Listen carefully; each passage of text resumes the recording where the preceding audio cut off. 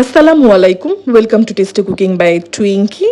আজকে আমি কাঁচা কাঁঠাল দিয়ে চিংড়ি দিয়ে রান্না করে দেখাবো। এটাকে কাঁচা কাঁঠালও বলে এবং এঁচড়ও বলে থাকে। আজকে আমি দেখাবো কিভাবে কাঁঠালটা প্রসেস করে আপনারা স্টোর করে রাখতে পারেন। কাঁঠালটা ছোট ছোট করে কেটে আমি এটা একটু ধুয়ে নিয়েছি। এরপর গরম পানিতে কাঁঠালগুলো দিয়ে দিব। আমি একটু লবণ আর হলুদ দিয়ে এটাকে প্রায় হাফ ডান করে ফেলবো, প্রায় 70%-এর মতন সিদ্ধ করে নিব। কাঁঠালগুলো ভালোভাবে ঠান্ডা হয়ে গেলে জিপলক ব্যাগে করে ডিপ ফ্রিজে রেখে দিব। এটা যখন ইচ্ছা আপনারা খেতে পারবেন নামিয়ে রান্না করে।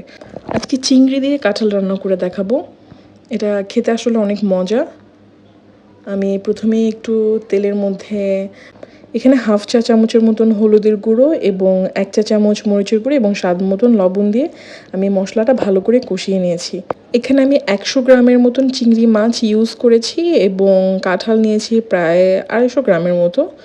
আপনারা আপনাদের প্রয়োজন অনুযায়ী নিয়ে নিতে পারেন, কতটুকু খাবেন এবং মেম্বার কয়জন ওই অনুযায়ী আপনারা কোয়ান্টিটি নিতে পারেন।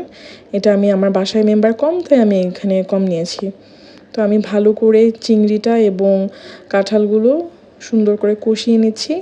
এরপর আমি একটু পানি দিয়ে দিচ্ছি সামান্য বয়েল করার জন্য, কারণ এটা অলরেডি বয়েল করা, যেহেতু আমি হাফ ডান করে রেখেছি তাই এটা বেশিক্ষণ লাগবে না রান্না করতে। এই তো আমার এঁচোড় চিংড়ি হয়ে গিয়েছে। আমি একটু নেড়েচেড়ে দেখব যে আমি পানি কতটুকু রাখবো নাকি আর একটু পানি কমিয়ে নেব। এটা নেড়েচেড়ে দেখার পরে আমি একটু পানি কমিয়ে নিচ্ছি, একটু মাখো মাখো করে নিলাম। তো আমি সার্ভ করছি এখানে। এটা আসলে ভাত দিয়ে খেতে অনেক বেশি মজা লেগেছে আমার। আপনাদের কাছে কেমন লাগবে আমি জানি না, আশা করছি ভালো লাগবে। আপনারা ট্রাই করে দেখলেই বুঝতে পারবেন। আমি এখানে ব্রাউন রাইস দিয়ে খেয়েছি, সাদা ভাত দিয়ে খেতে এটা বেশি মজা। যেহেতু ব্রাউন রাইসটা হেলদি, এই জন্য আর কি না চাইতেও খেতে হয় মাঝে মাঝে। আর হোয়াইট রাইস দিয়ে খেতে আসলে মজা অনেক।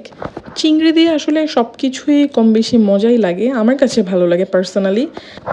শুধু এই তরকারিটা দিয়েই আপনারা পুরো ভাতটা চেটেপুটে খেতে পারবেন, কারণ এটা খেতে অনেক বেশি মজা হয়। আপনারা প্লিজ ডোন্ট ট্রাস্ট মি, আপনারা নিজেরা ট্রাই করে তারপর আপনারা খেয়ে আমাকে বলবেন যে আসলেই মজা হয় কিনা। নেক্সট কোনো ভিডিও নিয়ে আবার চলে আসবো।